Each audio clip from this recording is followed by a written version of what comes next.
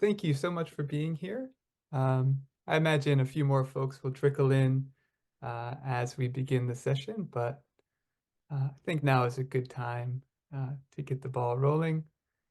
Um, and yeah, I'm very excited to introduce Don here and kick off this session. And this is the served in a variety of capacities throughout the Transition Towns movement over the past 15 years.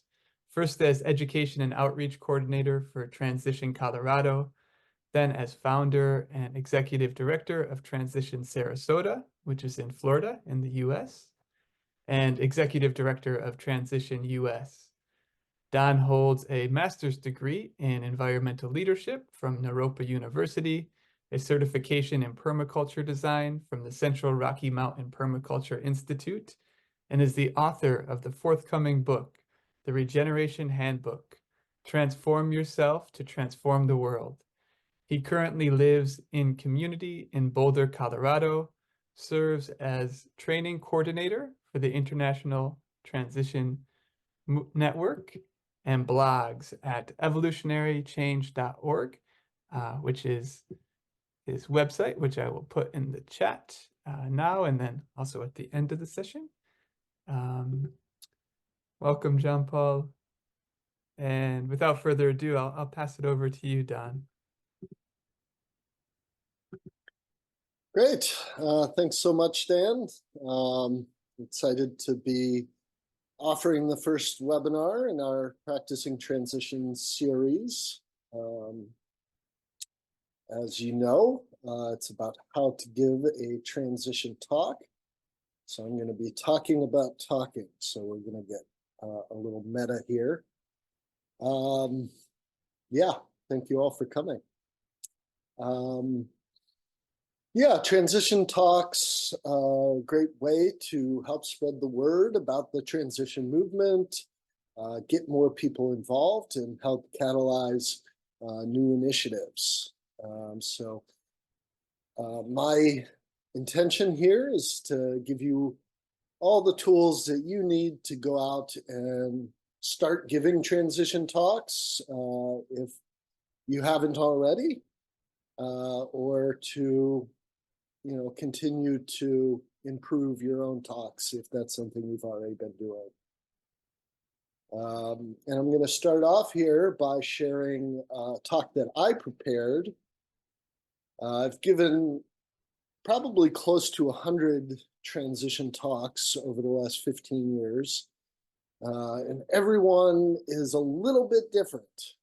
So what you're going to see here is kind of a generic talk. I'm going to be sharing my presentation with you so you can adapt it to your own local context. And we'll be talking a little bit later together about what might be different in your local context where you are, and how you might do that, how you might adapt. And then we'll finish off the session today with some other resources for giving transition talks and some next steps for how we can continue the conversation. So that said, I'm going to share my presentation on the screen here, and we'll get started.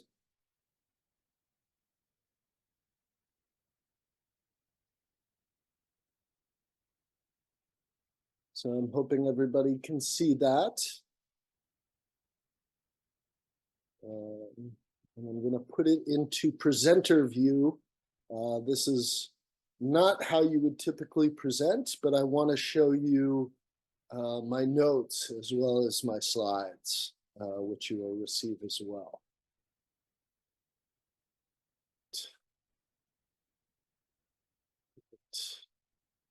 Clear the screen a little bit here. And we're a fairly small group today, so if you have any questions that come up as I'm speaking here, maybe you could raise your hand and Dan can call on you. Otherwise, we'll have some time for questions immediately after this presentation. All right, so this is the title slide. I used very simple images, fonts, and animations here to make sure that it translates over, because depending on what kind of computer you're on or what kind of presentation system you're using, it may look different. But by keeping it simple, there's a better chance that it will look the same to you when you open it on your computer. So every good transition talk starts off with some gratitude, thanking your host for the invitation to speak and to everyone else for coming. Should briefly introduce yourself if the host hasn't already done that. And here I'll share the first of kind of many quotes. These are just prompts that I created, summarizing the kind of thing that I would say in the presentation. Now, this is not meant to be a script that is read from.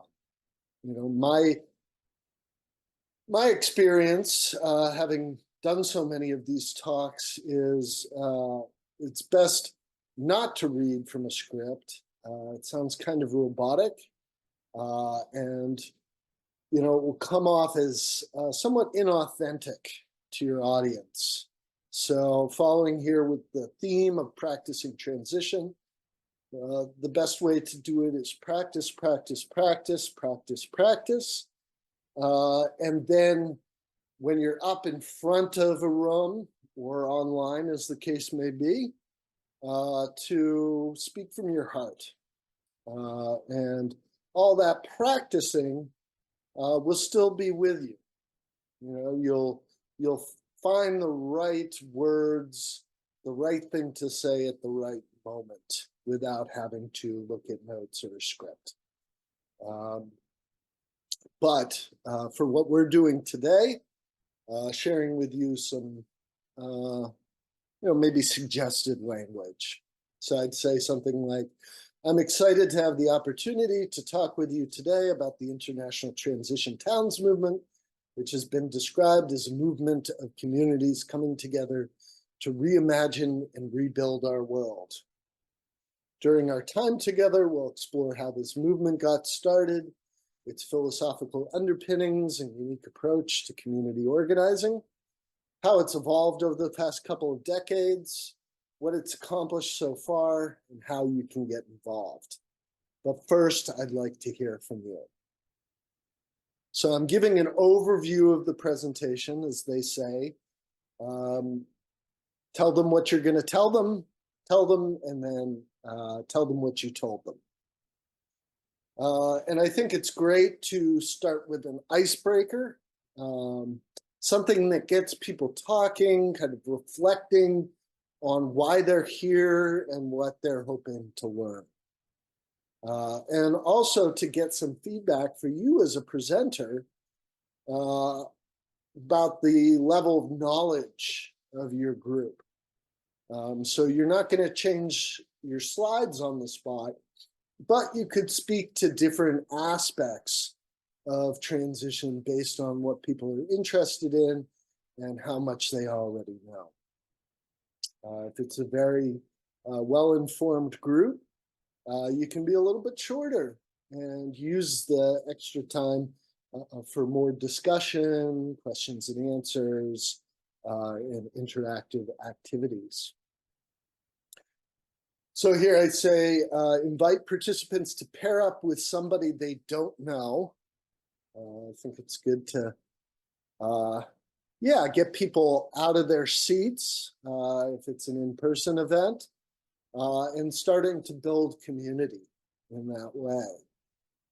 If you're online, you can use the breakout groups function on Zoom to do this very easily. You might want to have somebody else running the technology so you can be very present. But if you don't have that person, it's fairly easy to make that happen. And I think it's always great to be transparent with your audience, make it human. If you're having technology challenges, make a little joke about that and laugh it off. If you don't know what to do next, you can always say that and potentially ask your audience or your host what direction they'd like you to go. So I think people really appreciate that. If you're a little too slick, that can also be kind of a negative. It sounds like you're trying to sell people something, which is not what we're doing. All right, so yeah, leave this slide up while people talk with each other, maybe give them 10 minutes, 5 minutes each to introduce themselves, share what they already know about transition, and explain why they decided to attend this talk. And if time permits, it's great to invite a handful of participants to share what they discussed in their breakout groups with the whole group, any kind of highlights, anything that they felt was noticeable, and to briefly summarize what you heard so people know that you're listening to them and that you've heard them correctly. And I think it's great to ask people to keep an open mind, to expect to be surprised by what you have to say. Even if they already know a lot about transition, you'll probably say a bunch of things that they don't know or put it in a different way that might be interesting. So that's what I do here with this first slide. Basically an introduction to the presentation, getting people talking. So next, if I can advance the slide here. I start off with the second slide telling the transition story. And I think that this is a great way to present what transition is because it shows how it organically evolved over time. The transition movement wasn't something that was planned from the outset. It came from real inspiration and spread organically around the world. And people, tend to respond to stories better than a lot of facts and figures. And as you'll see here, I've kept the slides pretty simple so people can really listen to what I'm saying instead of trying to read a bunch of text on a slide. I've tried to keep it very visual as well to provide a balance between kind of left brain, right brain thinking and engage all the senses in this presentation. So after I put up this slide, I might say something like, as transition movement founder Rob Hopkins tells it, the seed of this movement was planted during a trip he made to the Hunza Valley of Pakistan in 1990. What you see here is a drawing that Rob made of apricots drying on rooftops that he made in his sketchbook at this time. You may recognize this from the Transition Handbook.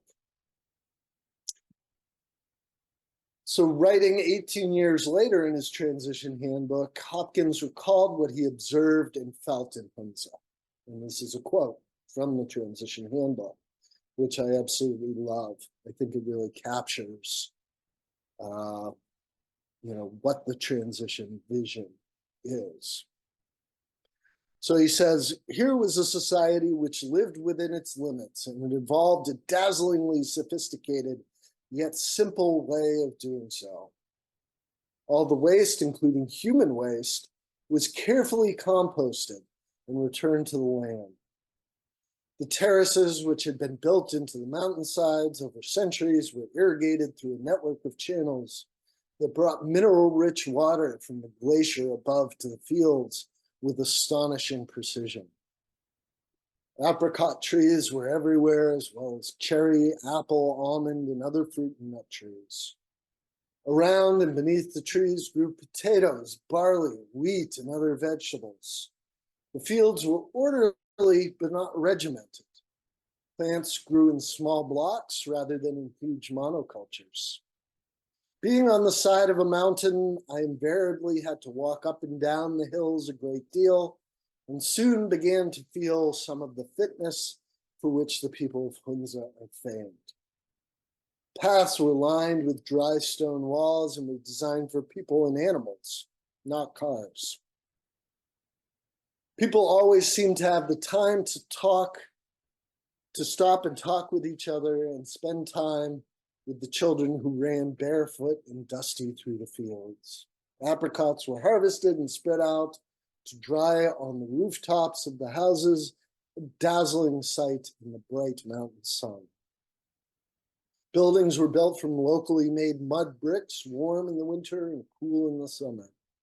And there was always the majestic splendor of the mountains towering above. Hunza is quite simply the most beautiful, tranquil, happy, and abundant place I've ever visited before or since. So one of the reasons that I love that quote and like to read it to people is because it's really vivid. You can really feel what it must be like to be there. And you can also understand all these different aspects of the community and how they fit together. So you have the housing, you have the food systems, you have the water systems, the waste systems, what the culture is like. Really provides a kind of complete picture.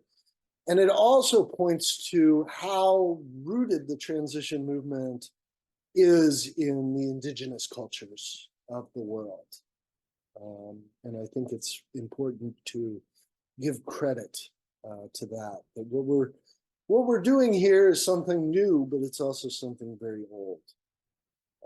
And you can add some of those things to your talk, some of those observations.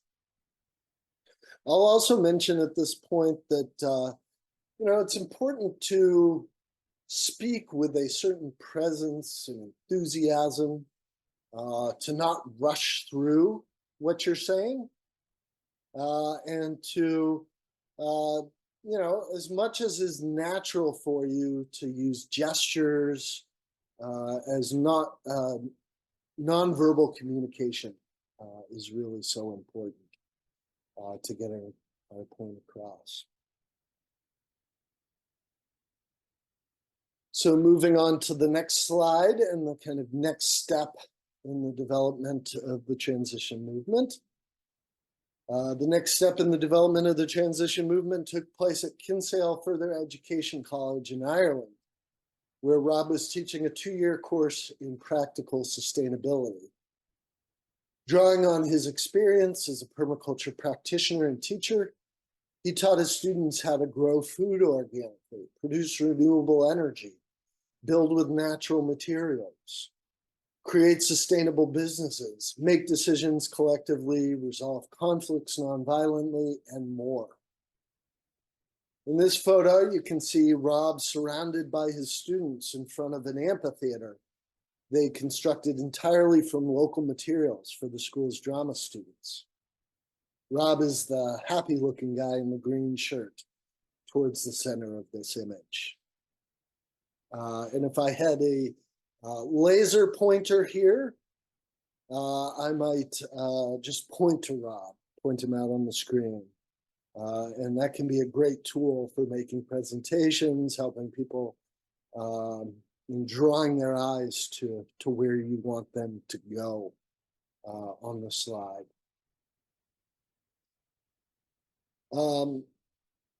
I mentioned permaculture, and I think it's important. Not everybody knows what permaculture means. So I might say something like, permaculture, for those who might be unfamiliar, is a term that was coined in the 1970s by Australian ecologist Bill Mollison and his then student David Holmgren. It originally referred to a permanent agriculture, a way of growing food that could provide abundantly for human needs without exhausting Earth's regenerative capacities. And then I like to add this little bit here where I put up the permaculture flower and say something like, however, in the decades that follow, permaculture ethics and design principles began to be applied to every aspect of life, as you can see here in this diagram that's referred to as the permaculture flower. And if you don't have a big screen here, you might want to name what those, the petals of the permaculture flower are: land and nature stewardship, built environment, tools and technology, culture and education, health and spiritual well-being, finance and economics, and land, tenure, and community. Don't have to go deeply into them. You might bore your audience if you do. But just to name that, and that connects both to the previous slide where we talked about Hunza and all these aspects were present, and as we go forward to the transition movement and its holistic approach to change.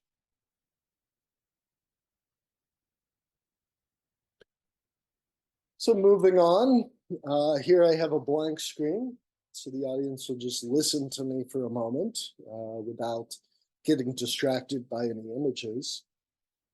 And I say something like, on the first day of the fall semester in 2004, Rob screened a documentary for his students that had recently been released called The End of Suburbia.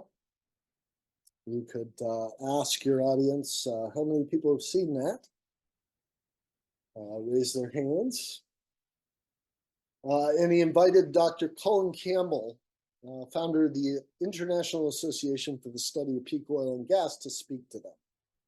While the information they received that day was deeply unsettling for both Rob and his students, it motivated them to look at how Kinsale might prepare for a future beyond fossil fuels. And now this is when I put the image up. And I say something like, the result of their explorations was Kinsale 2021, an Energy Descent Action Plan, which was published in 2005. And then I add these bullet points here. Say something like, for each of these aspects of their local community, Rob and his students evaluated Kinsale's baseline resilience to peak oil and climate change, then laid out a vision for 2021. Finally, they engaged in backcasting to suggest what Kinsale would need to do each year in order to arrive at their vision on time. It's no coincidence that the topics explored in Kinsale's Energy Descent Action Plan bear a strong resemblance to the petals of the permaculture flower. Rob has cited permaculture as one of the principal foundations of the transition concept, and has even gone so far as to describe transition as a form of community-scale permaculture.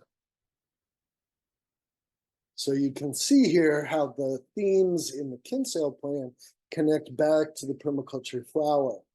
And when you're building a presentation, you want to do that. You want to make sure people have a foundation on which their knowledge can be built over the course of your talk.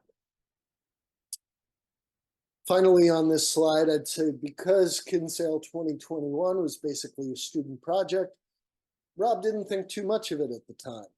However, after it was unanimously endorsed by Kinsale's town council and posted online, people all over the world started downloading it and contacting him to ask how they could do something similar. At that point, he had to say he didn't know, because the Kinsale plan had been produced under such specific circumstances or conditions. All right, so we're getting to the founding of the transition movement, but I think these foundational pieces are really important to kind of give credit where credit's due, to Indigenous communities, to permaculture, which is also based on Indigenous knowledge, and then here through the Kinsale plan. So this next slide focuses on Transition Town Totnes, which was the first transition initiative in the world, and really illustrates how the work of Transition Town Totnes created a template for the transition movement and everything that would follow. Also, I think it starts to really inspire people about what is possible with transition and the transition model by showing, what they accomplished in just a few short years. So I'd say something like, however, the following year, Rob moved with his family to Totnes, a small progressive town in southwest England. Shortly after arriving, he met fellow sustainability educator Naresh Giangrande in a pub, and they decided to work together on what would become Transition Town Totnes. I love the pub anecdote because it really humanizes this. This wasn't a master plan. This was something that really emerged in a very natural way. Their early successes inspired the formation of the transition movement and established a template for future transition initiatives to follow. Here are just a few examples of what Transition Town Totnes accomplished in just their first couple of years. You'll see here the slide has an interesting design that kind of keeps people focused, adding image by image. So advancing the slide to the first image, I might say they started by setting up an initiating group, a small team committed to helping Transition Town Totnes get up and running. Then they began offering a series of awareness-raising events and reskilling workshops, such as this course on skilling up for Power Down. To lay the foundations for broad-based community support, Transition Town Totnes also partnered with many other local organizations and institutions. For example, they worked with local school kids to produce positive news stories from the future through their Transition Tales program. This prepared the ground for their Great Unleashing, introduced by the mayor of Totnes and attended by more than 350 people representing 5% of their town's total population. They include keynote presentations, artistic performances, and an opportunity for participants to share their own visions for their community's future. Following the unleashing, Transition Town Totnes hosted the first of several open space days, including this one on how Totnes can feed itself. This led to the formation of working groups focused on food, energy, heart and soul, the arts and transition, economics and livelihoods, building and housing, and local government. And, it really depends on how much time you have for your presentation, how deep you want to go into things. This is a presentation that could probably be done in a minimum of about 30 minutes and a maximum of maybe 2 hours. So if I had more time here, I might talk more about what open space technology is for people who don't know what that is.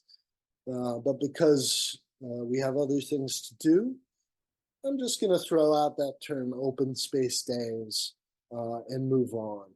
People don't necessarily need to know what that is to get a feel that this is, some kind of large community discussion of sorts.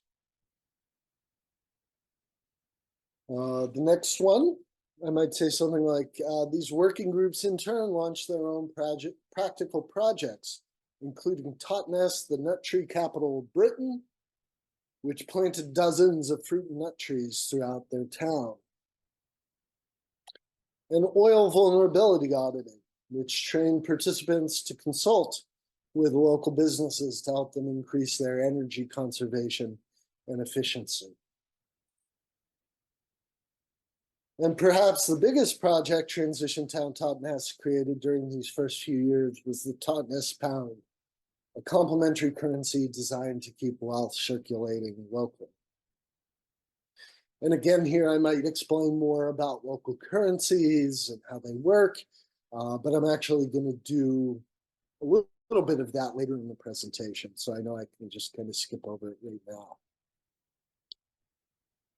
So I really like using pictures of people in presentations. They're much easier to relate to than maybe clip art or some stock photos from your favorite stock photo company. These are real things that happen. These are real people, and people can start to see themselves in it. As you see in this picture, these pictures, there's a lot of white people, and that happens to be because Totnes is pretty white. But it's also really good to use images of diverse people, so everybody feels that they're included in this movement. So that's Transition Town Totnes, and I told that story maybe not in a completely factual way of the order in which all of these things occurred. I think it's pretty close, but maybe not exactly, but it really shows how the transition process works, which will come up in another couple of slides. And we'll see how what they did in Totnes is really embedded in the transition model. So here I show the transition handbook and say something like, in 2008, with several groups throughout England and elsewhere already emulating the approach of Transition Town Totnes, Rob Hopkins published his thoughts about this fledgling movement in the Transition Handbook, From Oil Dependency to Local Resilience, which quickly became an international bestseller. And that's probably all I'd say on this slide. Not all slides have to be equal. You can spend a lot of time on some, short time on others. So then I move on to the transition principles to kind of give people an understanding of what transition is all about.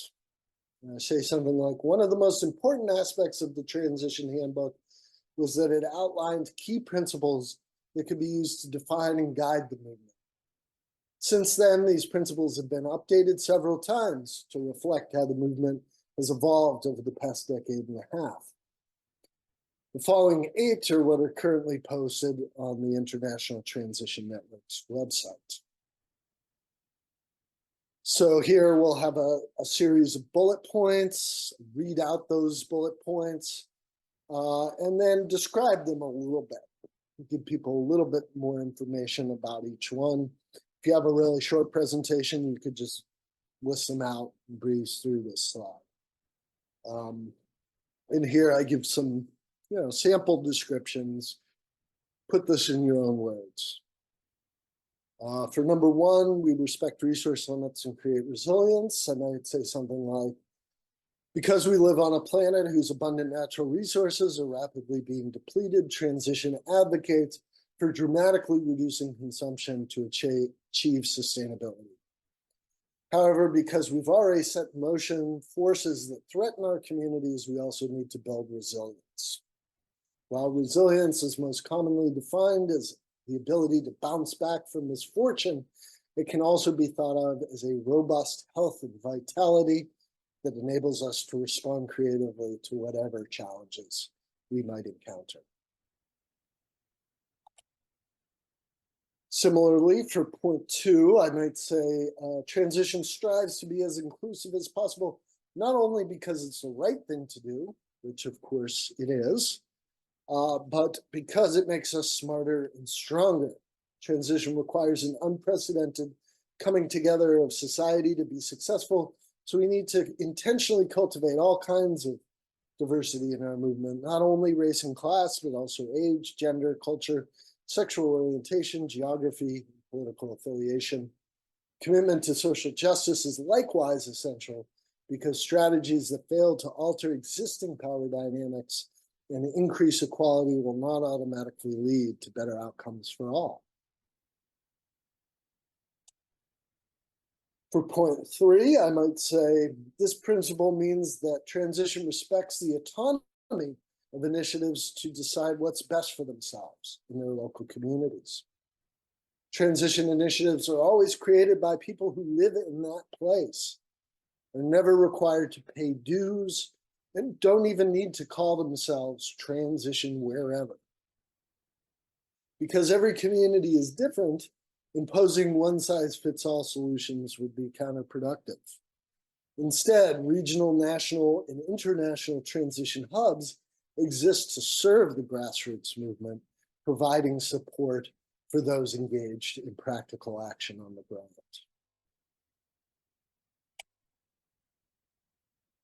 On the next point, I might say balance shows up in many different ways in the transition movement, but this principle specifically refers to a balance between the head, heart, and hands of transition.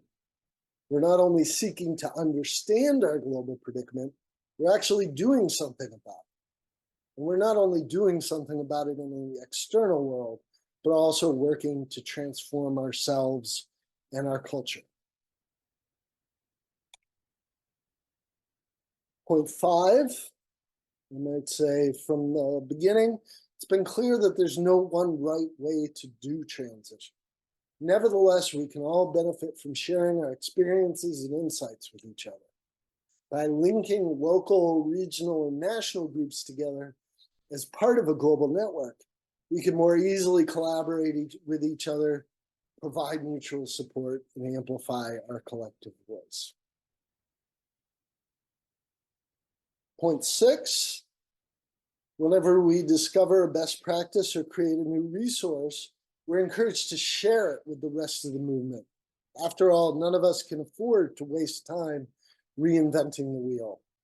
Transition groups at all levels are encouraged to adopt and adapt democratic systems of self-governance that value the contributions of all members.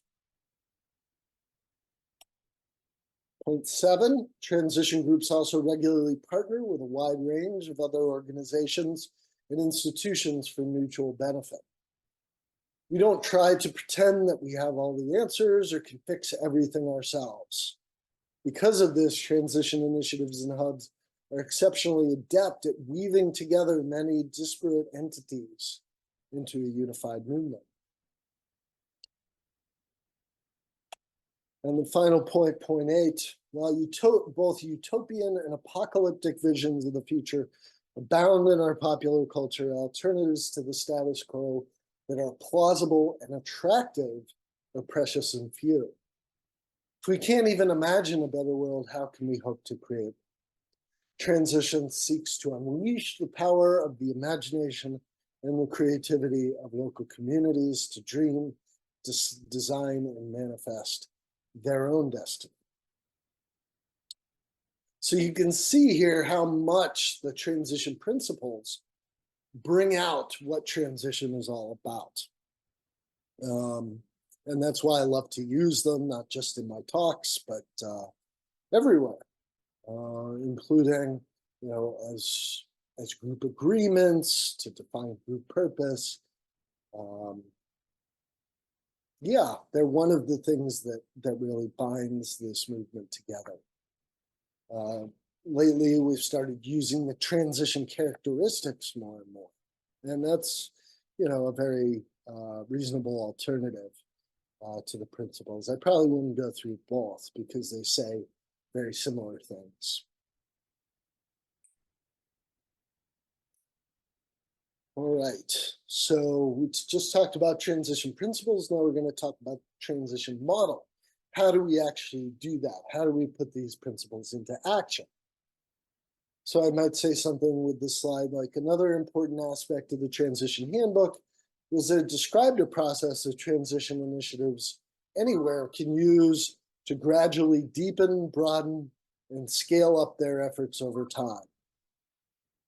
Rob's original 12 steps of transition Excuse the phone ringing in the background.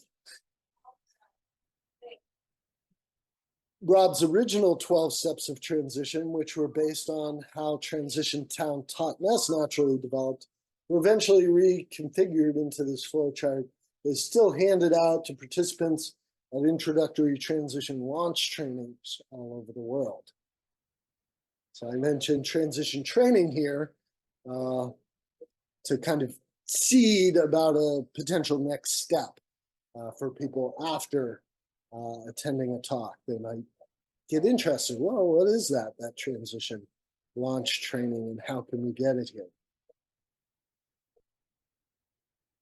So next, describe what's happening here in the diagram, and this would be another great opportunity to break out your laser pointer and say something like, the early stages of transition depicts the journey of a single initiator who pulls together an initiating group, which subsequently engages in networking and partnering, offering awareness-raising events and reskilling workshops, and organizing a great unleashing.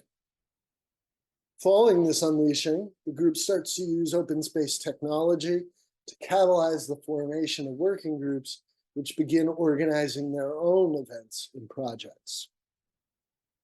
At this point, the initiating group morphs into a larger core group that includes representation from each of the working groups.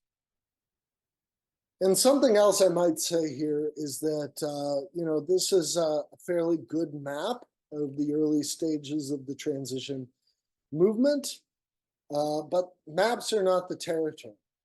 And this process may unfold differently for every initiative. Basically, it's something to fall back on when you don't know what else to do. But I think there's a very natural flow of how each step kind of leads into the next, bigger and bigger, broadening, deepening, and scaling up.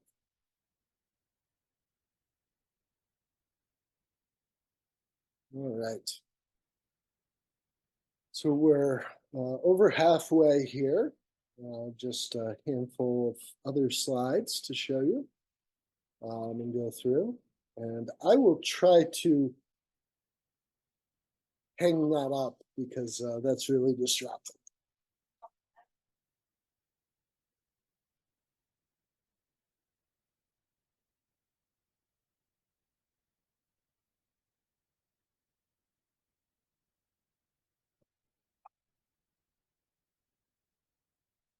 Excuse me. All right. So here we have the map, the global map from transitiongroups.org. Always try to take a new screenshot of this for every presentation because the numbers change. And here I'd say something like the transition handbook with its easy to follow principles and steps help spread the transition movement around the world. Transition initiatives currently exist in more than 1,000 communities in over 50 countries. Although the movement continues to be concentrated mostly in Western Europe and North America, transition initiatives also exist in Eastern Europe, Central and South America, Australia, Africa, Asia, and the Middle East.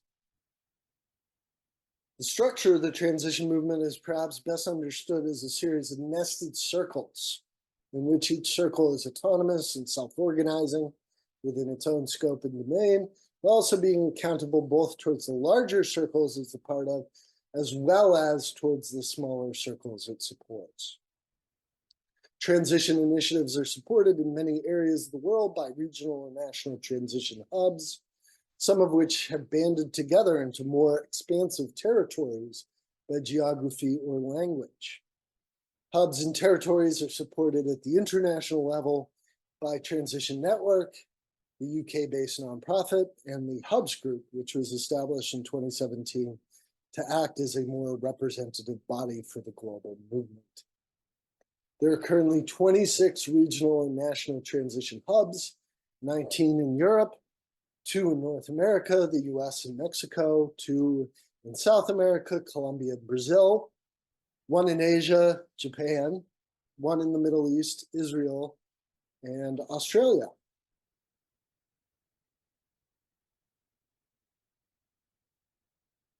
So moving right along, we've kind of gone through the transition story now up to the present day. And now I want to give people some examples of practical projects from other transition initiatives that are going to get them inspired and get them to start dreaming about what's really possible with transition. So this first one is the Victory Garden Initiative from Milwaukee, Wisconsin, here in the good old or good new USA.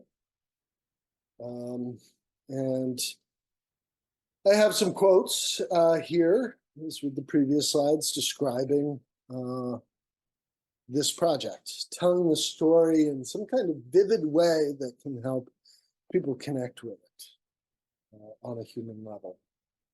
So I might say that's all well and good, but what kind of things do transition initiatives actually do?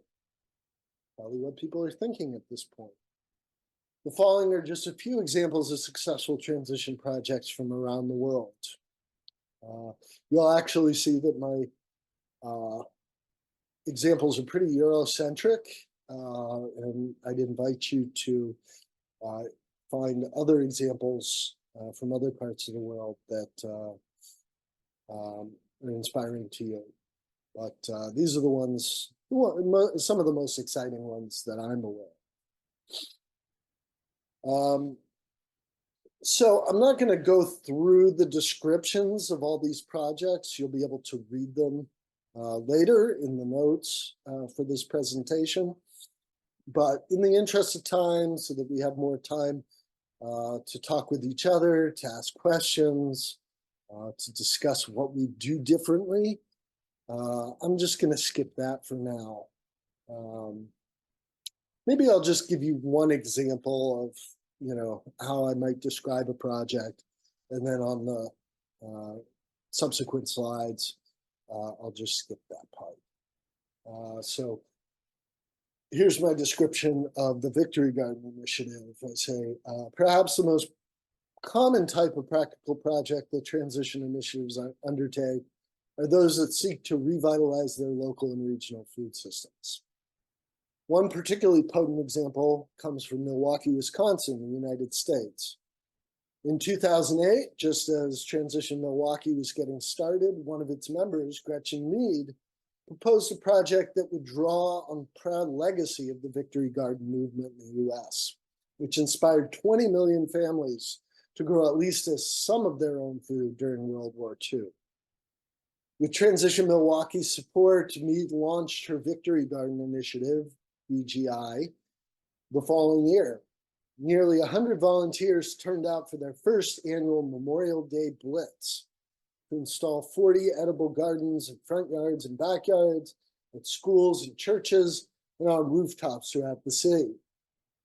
VGI has now installed more than 5,000 gardens all over Milwaukee, with a focus on serving low-income residents in neighborhoods. It also currently manages the Victory Garden Urban Farm, which gives away all of its produce for free, and offers educational tours and workshops for hundreds of kids and adults each year. Inspired by VGI, Milwaukee's Environmental Collaboration Office established its own homegrown initiative to transform vacant lots into gardens, and 2 other nonprofits have since formed in the greater Milwaukee area to meet the unprecedented demand for edible garden installations that VGI created. So you see again here, this is in the form of a story telling how it started, how it got going, what it did later on, and the kind of ripple effects of the projects, which sometimes are even more significant than the project itself. As we say, transition often acts as a catalyst for change in communities. Can't do it all itself, but it creates those ripples that continue to spread far beyond it.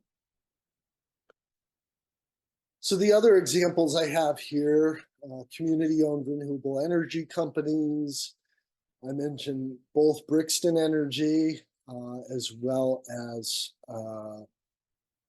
Bath and West Community Energy.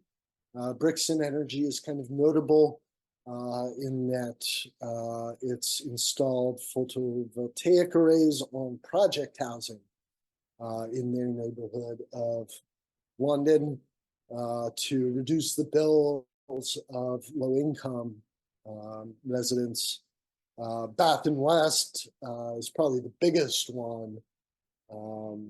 As I note here, it's raised 22.5 million pounds, 34 community energy projects, enough to power 4,500 homes. So, wow, okay. That's starting to get to the kind of scale that we need to really change things. I also give the example local complementary currencies that a lot of transition initiatives have done.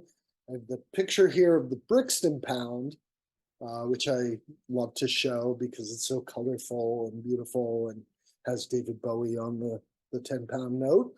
But I also mention the Bristol pound because it was the largest one. I also like having, showing that, transition initiatives can do more than one big project. Brixton, Transition Brixton had both Brixton Energy and the Brixton Pound. Very impressive. The Bristol Pound had 800,000 pounds in circulation, 280 local businesses accepting it, printed notes, a pay-by-text system, integration with the local credit union, pay for bus fare, pay some of your taxes with it. You can get it in ATMs. Very interesting. Great example. Here we circle back to Totnes to kind of see what they're doing so many years later. And I talk about the Atmos Totnes project, both because it's extremely impressive what they had planned, and also because I can then talk about, the kind of struggles of implementing these kind of projects and how, they had, I think it was, 86% of local voters approved it. They had all the money for it. And then as the deal was about to close, the owner sold it out from behind their back to another buyer, but they kept on going. They collected 750 objections to the new plan, and they won. So that new plan is not going to be implemented, and now there's another opportunity that maybe Atmos Totnes will go forward. And then the last example I give is of Ungersheim in transition, which some people might know from 21 Stories of Transition, the book, or In Transition 2.0, the film. I think they mentioned Ungersheim in transition there. And this is an example of what happens with what can happen when transition initiatives partner with their local governments. So just an amazing story. So many, they had this 21-point plan, so many different things happen. They had local currencies, they did some community-led redevelopment, helped to revitalize their local food system, energy project that provides enough solar for 5 times their village's entire population, and much more. Okay, so just a couple slides left here. This is the point at which I'd stop and ask if people have any questions or comments about what they've heard. And then if I have time, I like to do a visioning exercise. So some of you might be aware of the Visioning a Post-Transition World exercise that was developed by eco-psychologist and transition trainer Sophie Banks. Really wonderful exercise to get people envisioning, how transition might look in their own local communities. And I've provided a link here in the notes to a script that I updated for my book. You're free to use that. Yeah, maybe I'll post the link in the chat as well in just a few moments. Again, depending on time, I might encourage participants to take a few minutes to journal about their visions first, so they can really remember them and think about what were the most important or surprising aspects of that. And then invite some participants to share a piece of their vision with the group as a whole. So this gets people involved, and yeah, looking at how might this translate to my particular context? How could I see myself as part of this movement? Which then leads into the final slide, kind of what you can do slide. And here I have a picture of one of the early Transition Network conferences. There's a lot of people involved in this. They're happy, smiling people. They're not, always just trudging through this work like it's some kind of burdensome sacrifice. But this is actually a really joyful thing, what we're doing here. And I got 4 points with 4 websites that people can check out. Learn more about transition via transitionnetwork.org. Attend a workshop, training, or other event. Here I'm listing transitionmovement.org, which is just kind of getting started. But we have representation of the Inner Transition Circle on there, as well as this Practising Transition Campaign, with much more to come. Find a local transition initiative near you or start one yourself. And I'm pointing people here to transitiongroups.org, which has the global map with local initiatives and hubs, as well as profiles of transition trainers from around the world. And connect and collaborate with other transitioners around the world.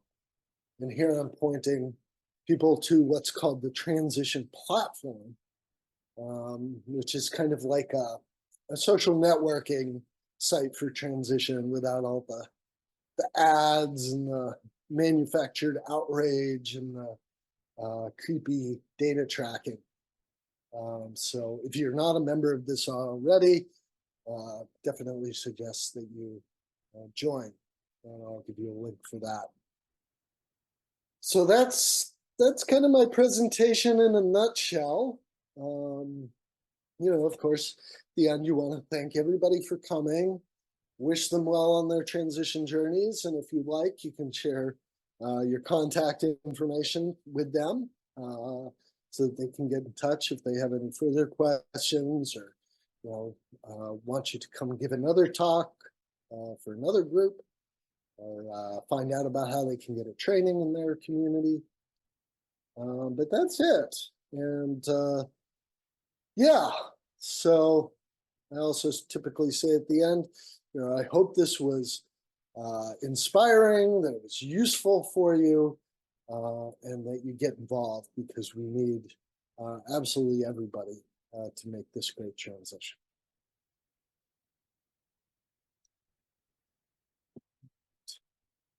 So I will stop sharing there and put the link to the presentation in the chat for you.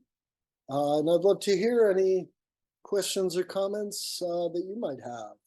So please just raise your hand, either virtually or physically. And Dan will call on you in order that you do that. And I see I see a couple of hands up. The first I saw, Jane popped in the chat. How do these sessions come about? Who invites?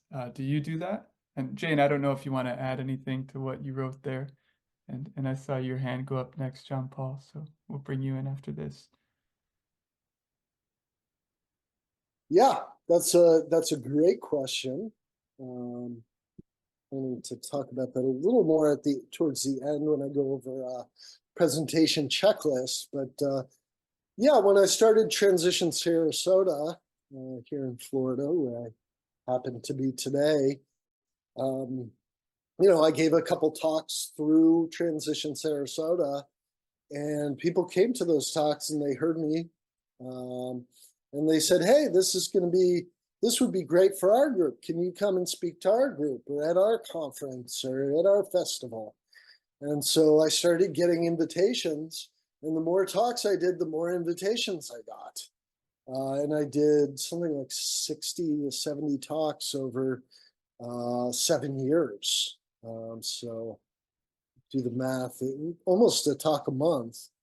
And that was a great way to engage lots of people I might not otherwise be able to reach, and get them involved with transition. Some of the organizations that hosted were, social clubs, business networking clubs like the Rotary Clubs, Sertoma, Kiwanis, the Sierra Club, other, like-minded environmental organizations, the sustainability department of our local government.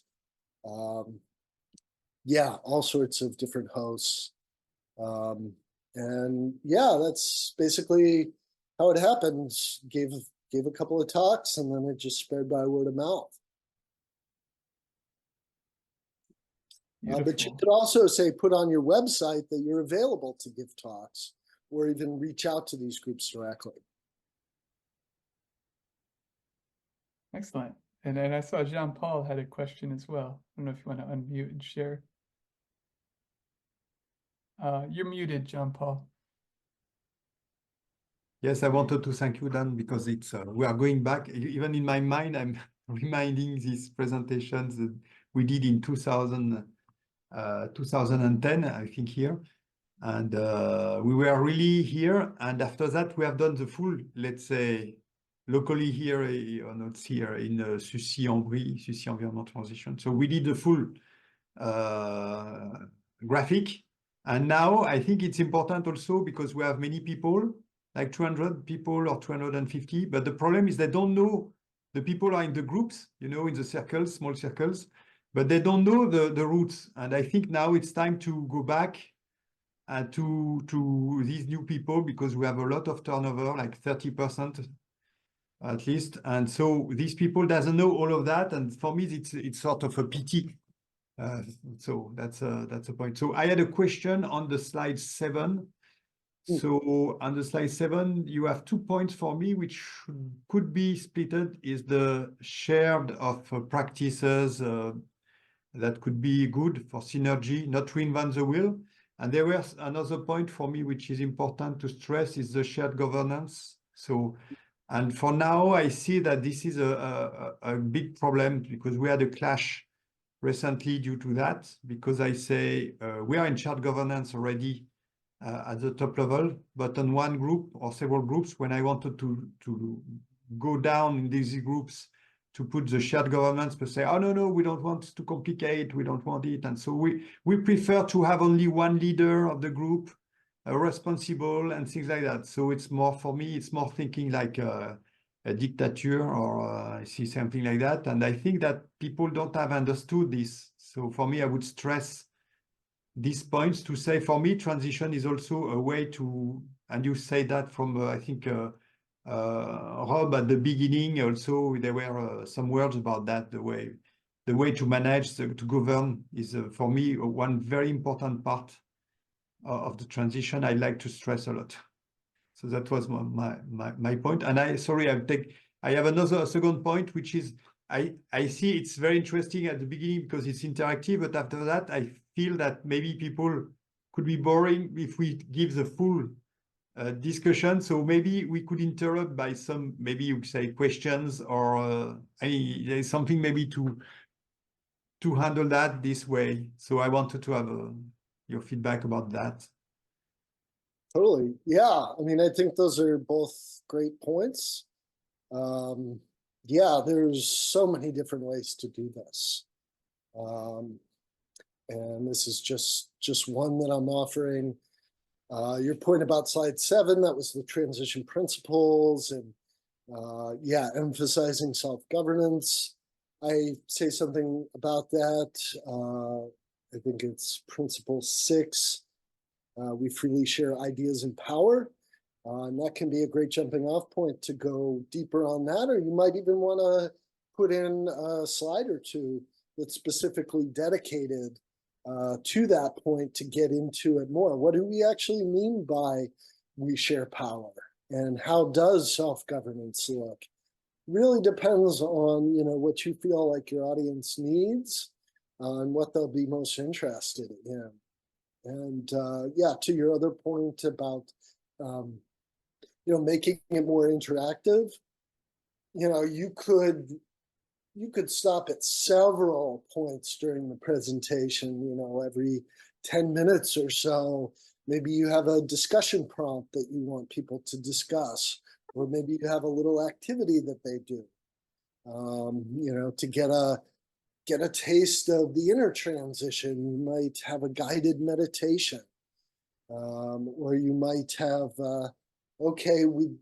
something that we do in transition launch training often, with the transition principles, we have people produce little skits about, how those principles might actually show up in the real world. And so groups get together and they brainstorm, maybe a 90-second skit that they can put on.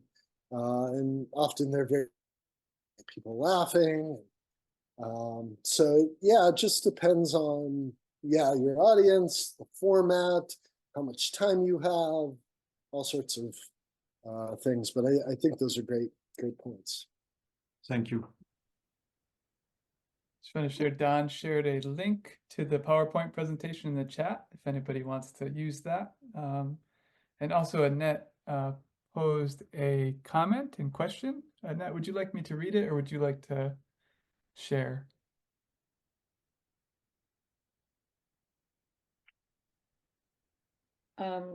I'll share. I was just noticing that you didn't talk about why we're doing transition, and I was wondering why that is. Do you think it's obvious to people, or you just don't want to talk about the negative things that we're up against? I was hoping somebody would ask that, because in the early presentations that Rob Hopkins and Noresh Grande did,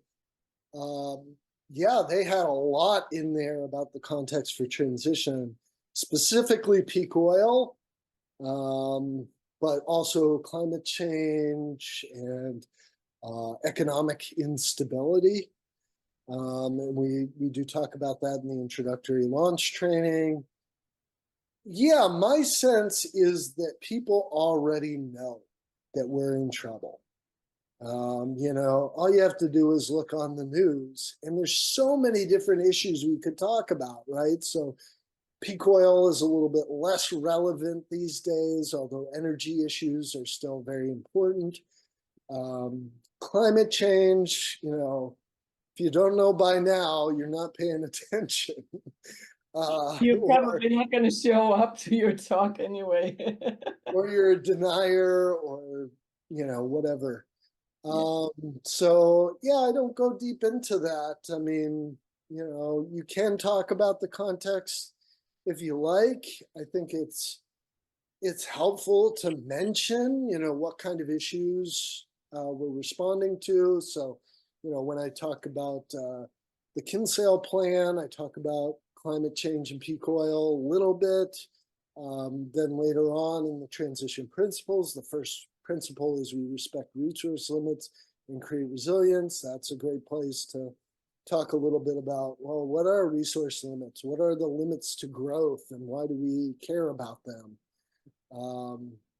That's actually become my favorite way of talking about the context, is talking about, we live on a finite planet, and we can't just keep having more and more people consuming more and more all the time.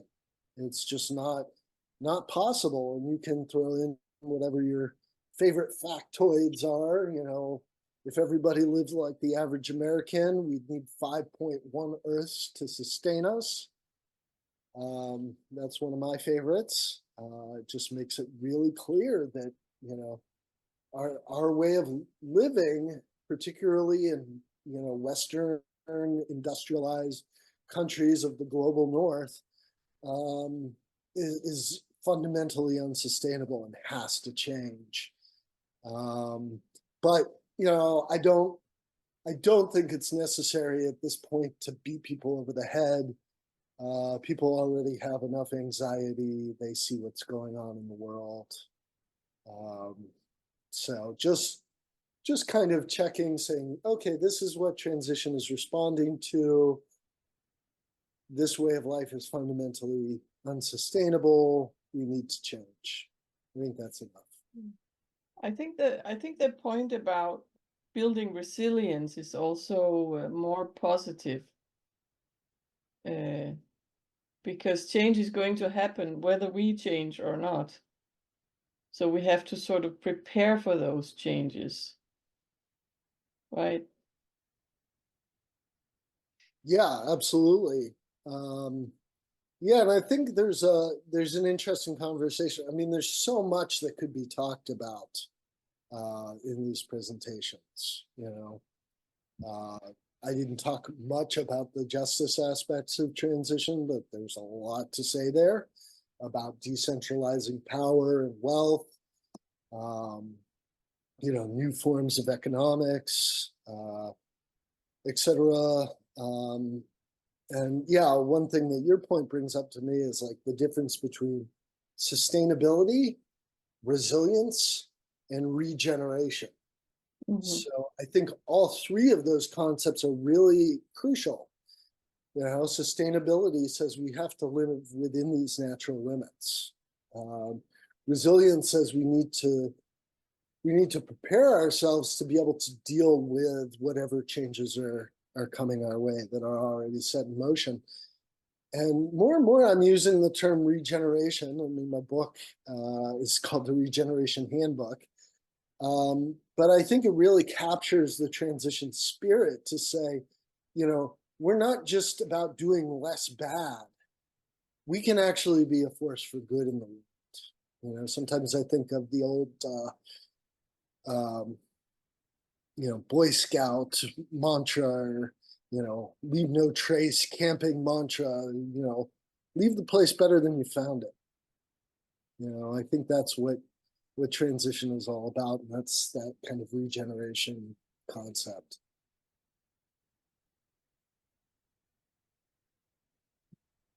Excellent. I see Rua has her hand up. Thank you. Hi, Don. Hey, Rua, good to see you. Good to see you. I was responding to this last question about what we bring up, and probably everyone here today and wherever you live, you have had a very bad winter Right. last summer, or, you know, the present time. So in Vermont, where I live, we had almost no snow, which is devastating for all of the nature that depends on the snowpack to protect roots, to provide space for burrowing animals, and for the economy of people coming to ski. So it just, yeah, huge devastating fires in Chile. You know, it is it's there. So I think if I've done quite a few presentations over the years and started a few new transition initiatives here and there where I've done that. This is great. This is a broader slideshow that I would add whatever local stuff. but I think I would start with, wasn't this the worst winter? What are we going to need to do to be more resilient? And how can we add back? And then kind of say, this is one really important solution. To me, the whole transition movement is brilliant. And the idea of the community by community and working together and collaborating then with others is maybe the only way that we can bring about change. So I really appreciate this slideshow and your presentation of it. I'll have to get it. I think those are excellent points. As I said at the beginning, this is a very generic presentation. If you're speaking in a local context, I think it's great to add information about that. If you have a local transition initiative, you might include examples from what you've actually done. Or if you don't, what other groups are doing around in the community. Another thing that I didn't cover in this presentation is, how transition fits into the larger movement of movements, and other groups that people might be interested in checking out. Other groups that are doing fantastic work. And I think, regardless, it's good to be humble about the transition movement, that, this is just one piece of the puzzle. There's so many other efforts happening around the world. Paul Hawken, when he wrote his Blessed Unrest book, he had this project called Wiser Earth, or wiser.org, that cataloged hundreds of thousands of groups around the world that are working for environmental sustainability and social justice. So we're just, one approach, I think a very important approach, but we can't do it all by ourselves, and we shouldn't try to.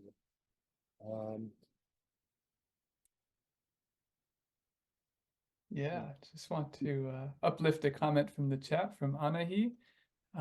She shared regarding building resilience together. Welcome tomorrow to the Inner Transition Circle Interbeingness Monthly Connections, and shared a link as well. So if anybody wants to join that, that's there. Are there any other questions or comments that anybody would like to share? Well, I'd like to say highly recommended the Interbeingness. It's a wonderful format for your own personal regeneration, and also as a format that you can learn to facilitate potentially in your local community. So definitely check that out. And I see a hand from Jean-Paul, but I'd love to ask Anahi. We were planning to do breakouts to talk about, what you do differently, or what have you done differently, because many people here have given many presentations as well. But I think, we've already started to address some of that, and we're a small enough group that I think we can just talk here and just kind of flow into that. So I'd love to ask Anahi, from your perspective, as an inner transition practitioner, what you would talk about in a transition presentation. What do you feel like kind of the most important things to say about the inner transition? Yeah, thank you, Don, for the presentation. I resonate very much with what Rua was saying about the importance of bringing it to the local, and also the transforming, what Annette said, transforming the difficult reality into a new narrative. And I believe today we are transforming narratives. And in my perspective, the inner transition is supporting this cultural transformation. And together on building these narratives and transformation, we're intending to address social justice and language justice. So what Don was asking about breakout rooms, we have been developing a system that include other languages. We have started with English, Spanish, Portuguese, then French and German, and are jumping in. And it's a big challenge to coordinate all. And we're finding best ways like to make it easy and flowing also. Because yeah, the way we relate with transition from different cultures is also different.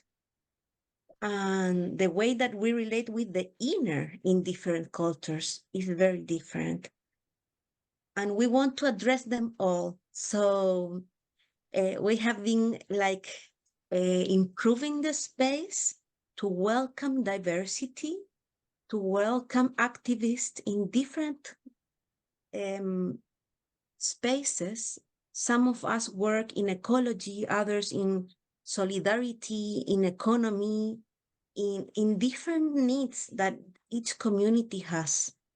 And it's not so easy to keep going. And many of us has gone through burnouts. So this intervening space is to gather more from the heart, to held together whatever that is alive in the present, to transform it and to bring back inspiration and strength, because pain and anxiety is very strong nowadays, as Don was saying. And the way is in community. If we go to individuality, it's much more difficult. But when we come together and we share the love, the pain, the success, it's more easy to keep going. So thank you, Don. Welcome all tomorrow. And the stick back to you. Mhm. Yeah. Thank you for also bringing in that piece about, different cultures, different things are going to work differently. In the US, we're very used to somebody, getting up with a PowerPoint and talking to people. I think we're growing tired of that model here as well. But yeah, it doesn't have to be that way. It could be sitting in a circle and drawing this knowledge out of all the people who attend. I think also enlivening it with music and food and maybe dancing. Who knows? Depending on your context, there's so many different ways to do this that it's almost impossible to say how to give a transition talk. But I wanted to share with you what I do from my perspective, and at least get the conversation rolling, because for us, we've heard about this. Maybe we think transition is a little bit of old news, but there's so many people that don't even know that this exists or that anything like this exists.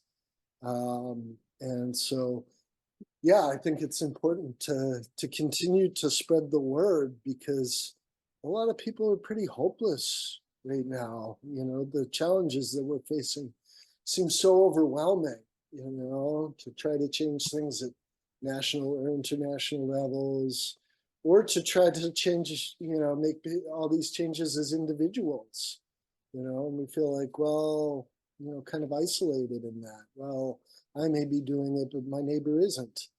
And transition, by bringing people together on that local level, really builds this nurturing sense of community, and yeah, helps people see, work at a level where they feel like they can have some kind of real influence, that, when we connect the dots and bring it all together globally, it does add up to something that could really change the world, for real. Beautiful. And I saw John Paul, you had your hand up earlier. I don't know if Yeah, you still yes, have it's a- very practical what I would say. It's not so elevated, I'll say. But it's just for presentation, I think it could be interesting also where you are talking about books. It's if we can show the books, just to, so we have some of these books, we can show the books so people think, oh yes, that's a book, I can buy it, or at least it exists really. So this type of things could help also to in this presentation. That's just a remark. Yeah, props are great. I think if anybody's seen Rob Hopkins' transition talk, or his transition talk, his TED talk, he was invited back in, I want to say 2009 to give a talk for TED Global, which was huge. And he brought with him a bottle with a liter of oil in it. And he said, I don't know, like, this liter of oil contains the same energy as like 450 hours of human labor. You know, it's a miracle. But we also have to realize that it's a limited resource and that it's changing our climate. So I think, having props, having things to show is great. And I'll talk in a minute about kind of things to bring to a presentation. I think it's great. You know, one of the things I used to do when I was giving talks here locally was to bring a bunch of different books that I purchased in bulk from Chelsea Green Publishing, who published a lot of the transition books here in the US, and have them available for sale. So if people want to go deeper, they're right there. They can pick up a copy of, you know, the Transition Companion, or The Power of Just Doing Stuff, or What Is to What If, and or, you know, books about permaculture, books about, you know, solidarity economies, things like that. Take that away. Okay. Yeah. And before coming to Annette, I just want to share another comment from the chat from Anahi. Inner Transition Circle will also be sharing about the transformative power of deep listening in the Day of Transition practice on April 27th with links. And based on Rodney's request to put the Rob Hopkins TED Talk in the chat, you can find a link for that there as well if you're interested. And yeah, over to you, Annette, if you have a... Yeah, I just remembered that Rob usually brings a lot of different local money with him. Mm. I probably don't have that big a selection, but if you have any, and then he asks, like, if you were to make your own local money, who would you put on it? And I think it's really nice to make people start to think about and imagine what their local money would look like.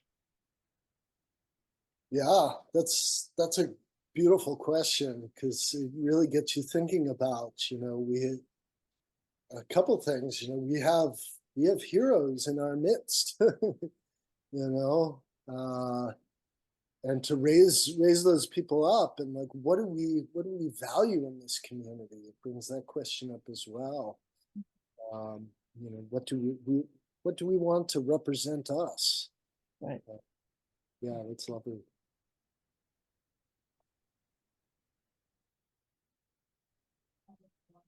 Beautiful. Any other? Yeah. Good to see if there's any other questions or comments. Feel free to unmute and just speak into the group, or Don, if you have a sense of where you want to go next, also feel free to direct us. Yeah, if there's no more questions or comments this moment, I can go on to the presenter checklist, which I'll also share with you. I created this first for myself to remember all the little bits and pieces involved in putting on a transition talk, and then something I've shared also as part of transition talk training. So there's actually one-day training that's been developed in how to give a transition talk that has many other aspects that we are not covering here, such as, yeah, more on how to connect with diverse audiences, how to deal with difficult questions, including people in the audience who might be antagonistic to what you have to say, how to deal gracefully with that. We're not going to get to that today, but yeah, feel free to contact me if that's something that's of interest. And I will now bring up the presentation checklist to the screen.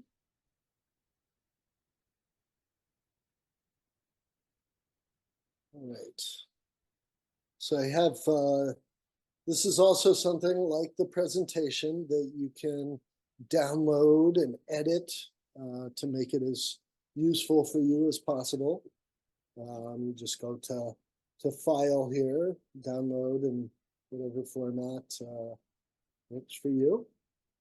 And I have this set up into different categories, kind of before, during, and after, if you will. So in terms of setting up the talk, it's a wonderful idea when you're giving a talk, you know, particularly if you or your organization are the ones hosting, to invite other like-minded groups to sponsor the event, to come, maybe set up a table with materials about what they're doing, and maybe speak for a few minutes about how people can get involved in what they're doing. This is, you know, then they'll invite their whole mailing list and all their people on social media, and you can have a much bigger group.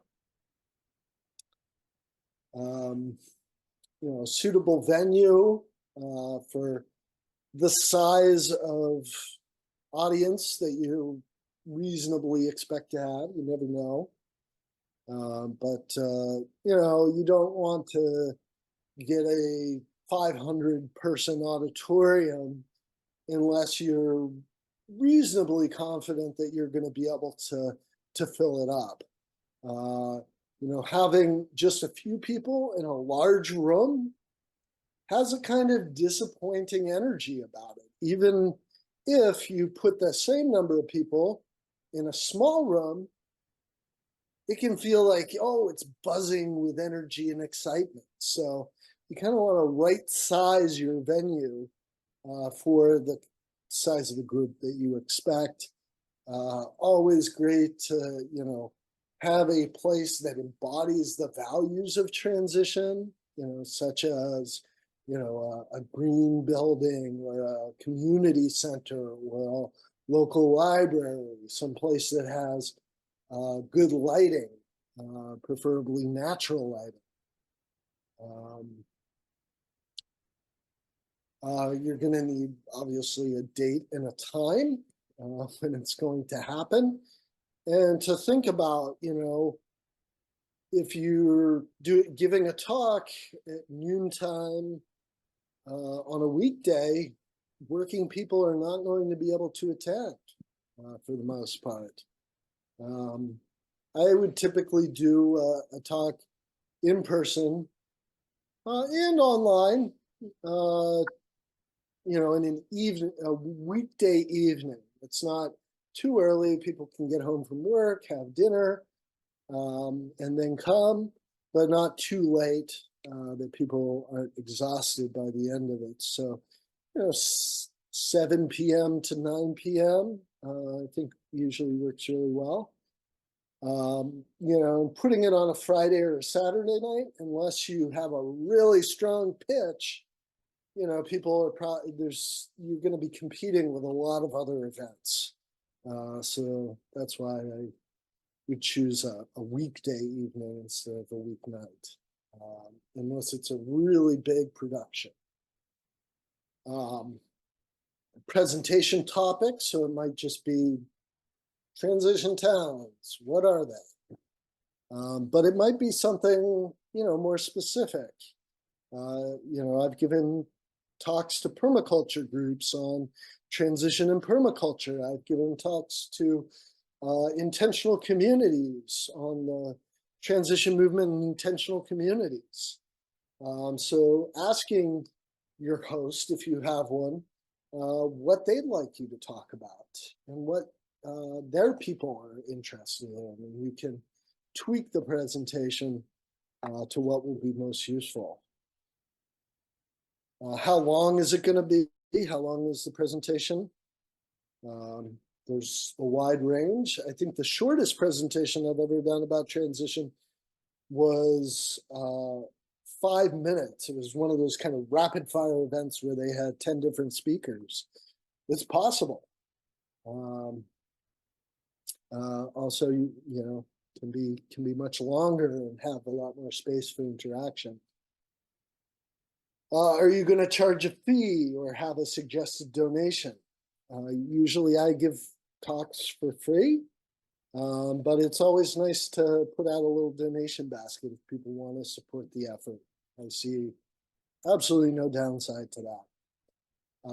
And I've been paid for giving talks before. That can be a little bit of a hard sell, especially when you're starting out. But if you become better known, or you know that the organization has a decent sized budget, that's something you can certainly ask for, and some groups are very happy to provide that. And your time is valuable, so you may want to say, I'm not willing to do a talk for less than this. That's perfectly fine. I'm gonna hang up the phone again.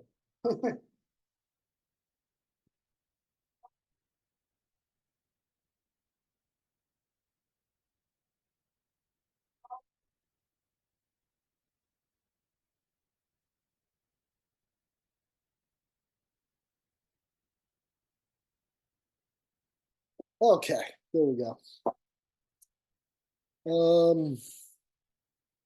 I'll come back to your question, Rodney. I think that's a good one you just put in the chat.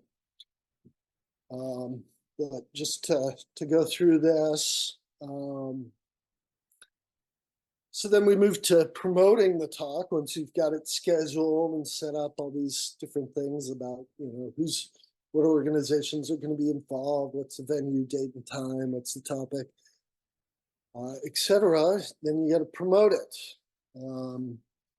It's not it's not enough to just post it to your website, generally, unless you have a huge following. So post it to your website, but also post about it on social media. Announce it at other events if you can, like Anna did earlier with the Interbeingness gathering. Create a flyer, post it around at coffee shops and community centers and libraries and anywhere that's got a bulletin board where people will see it out and about. Ask other organizations to help promote. Online calendars. Most communities will have some kind of local paper that might have a online events calendar, and then they pull from that online events calendar to put it in their print edition. You can get into the top 5 things that are happening this week. That can be a great way to promote. Also sending out a press release. Connect what you're talking about to things that the community already cares about, or current events, and send it out to local newspapers, radio, TV station. They always need more content, and sometimes they'll publish a story on you, and that will help to bring a lot of people in. And then sending out any special invitations to people that you'd like to be there. Different stakeholders, organizations you'd like to partner with, local elected officials. and so forth. Asking them to come and saying, why you'd like them to come. The Transition Network conferences, they had this concept of a keynote listener. So you could think about this as that. Electronics, if you're doing a PowerPoint presentation or using some other kind of presentation software, I do find that having some visuals behind me helps me to keep on track with what I'm going to say, but also gives people something to look at other than just my mouth. So I do think it's nice to have visuals. And yeah, as Dan posted in the chat, you could add the laser pointer to the list.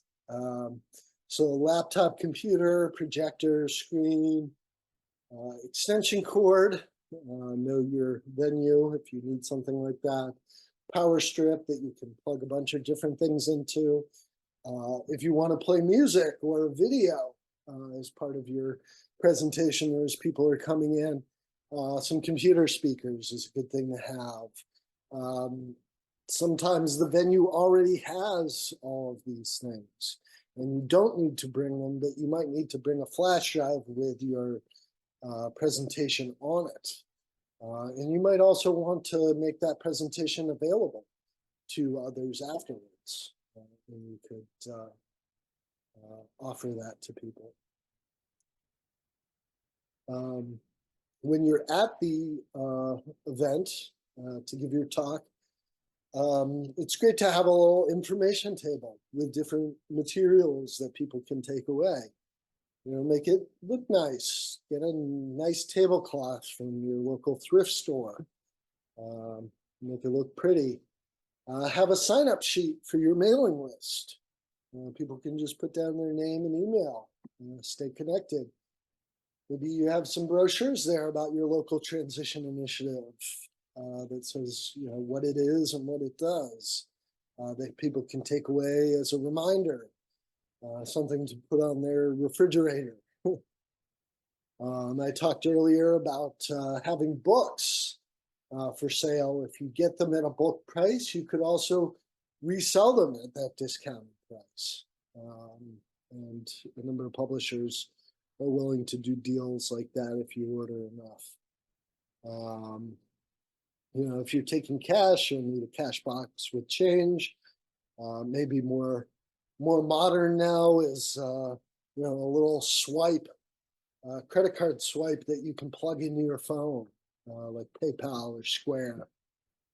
You might want to have a basket for donations. You might ask a couple friends to come along with you to staff the information table and answer questions, because you'll probably be busy getting set up beforehand, and then afterwards you may have a lot of people that want to talk to you, so people can be there at the information table, answer questions, hand out the brochures, sell some books.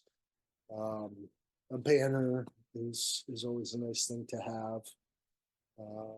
We had a nice one for Transition Sarasota that just had our logo on it, our little tagline that's building resilience through community.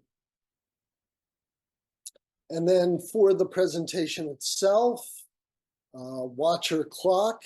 You can see when I put this thing together. Now it's a smartphone. But you might want to have a clock so you don't have to keep looking at your phone. PowerPoint, Prezi, I'm sure there's other tools as well that you can use for your presentation. But those are two that I've used in the past. You need the audience, of course. You might want to have some notes with you, but again, don't spend too much time looking at your notes or reading off of them, if possible. You might want to have a microphone if the venue's big enough. Or if you don't have that, it's sometimes helpful to have a bell. Like if you're, having people talking to each other at the beginning and introducing themselves to each other, people can get really excited.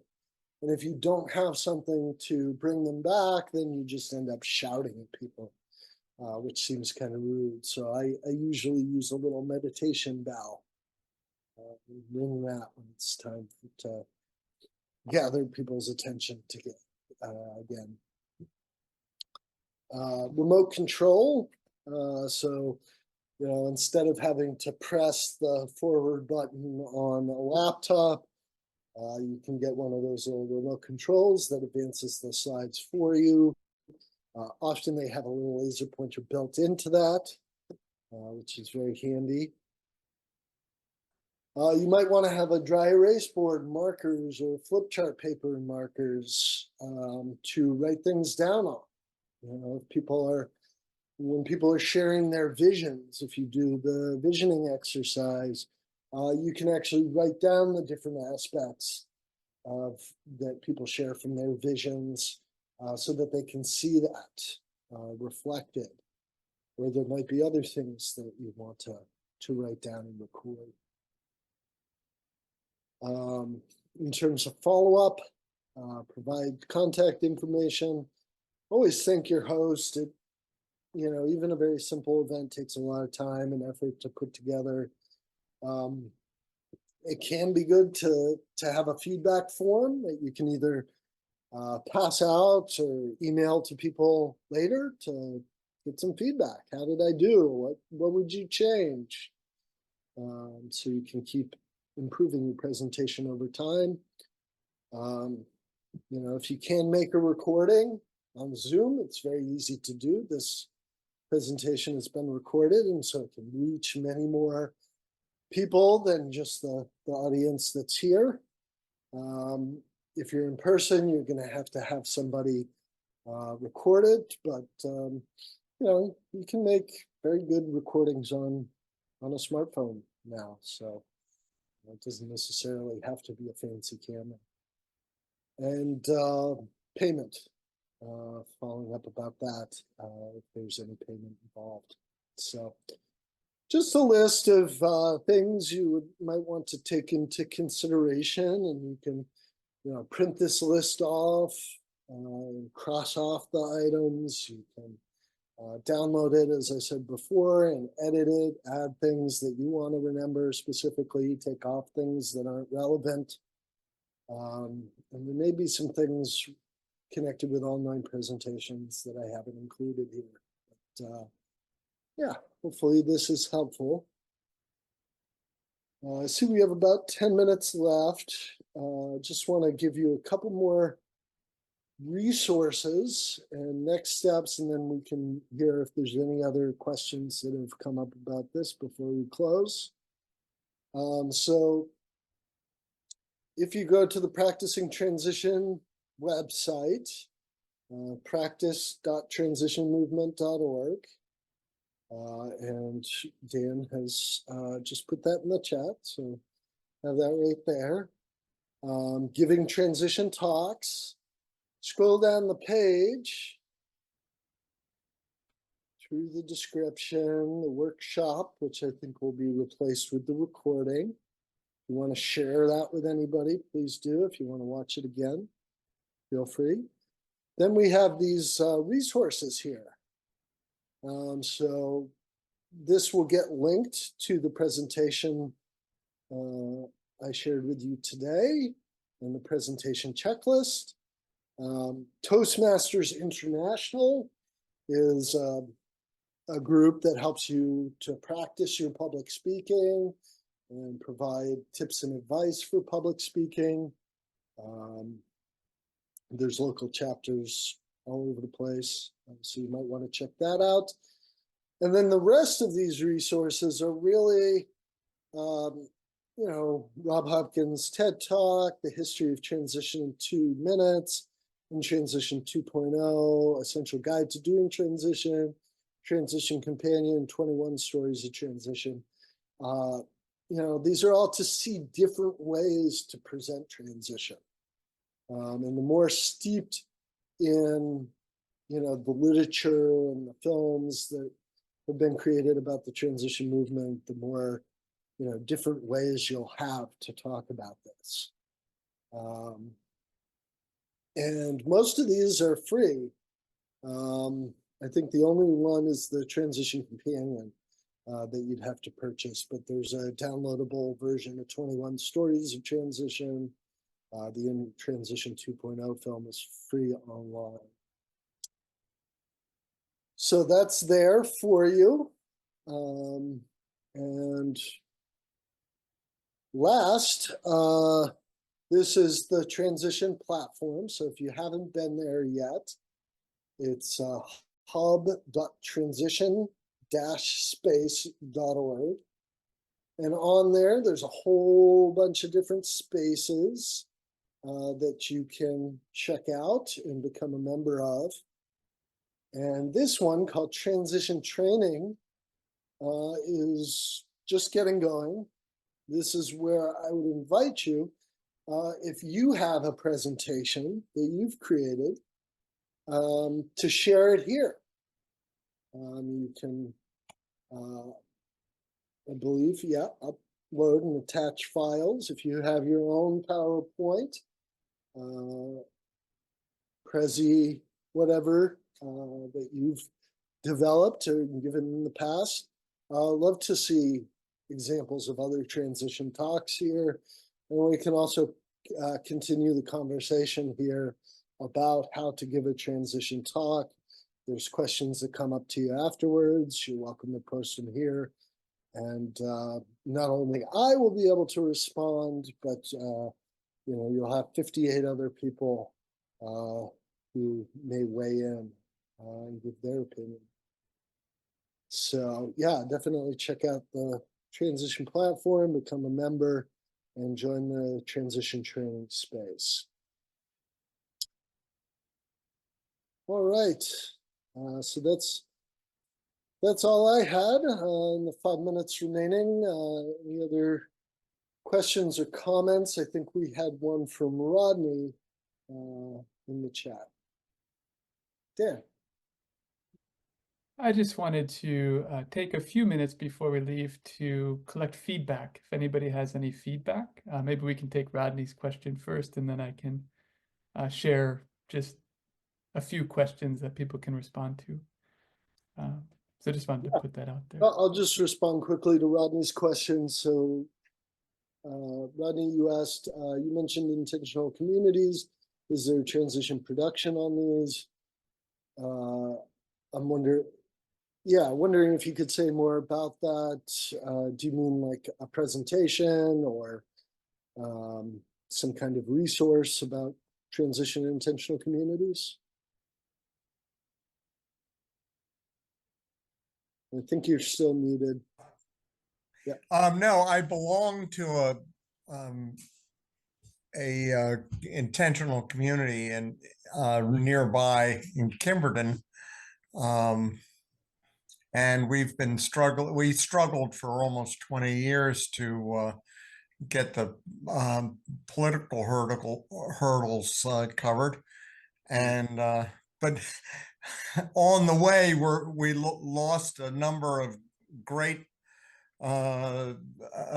potential members because of attrition. Couldn't wait. One of them just died yesterday. But I consider the movements of both very helpful to each other. Yeah, they have very similar missions, and they're well, actually, transition is a much bigger has a much bigger mission, but the intentional community is a great way to live it. Yeah, totally. Yeah, I've lived in co-ops for almost 10 years. Oh. They're like a little microcosm of what we're trying to do in transition. They have their own food systems and economic systems and governance systems. And you were in California for a good while, weren't you? Before you moved to Colorado. Yeah, now you are, right? But yeah, okay. So anyway, are there any transition um uh, positions on that or on the communities? Not, not that I've seen elsewhere. I did a presentation, you might know of the Foundation for Intentional Community. Oh, okay, I don't know that. FIC. It's a wonderful organization, international organization, has been going for decades now.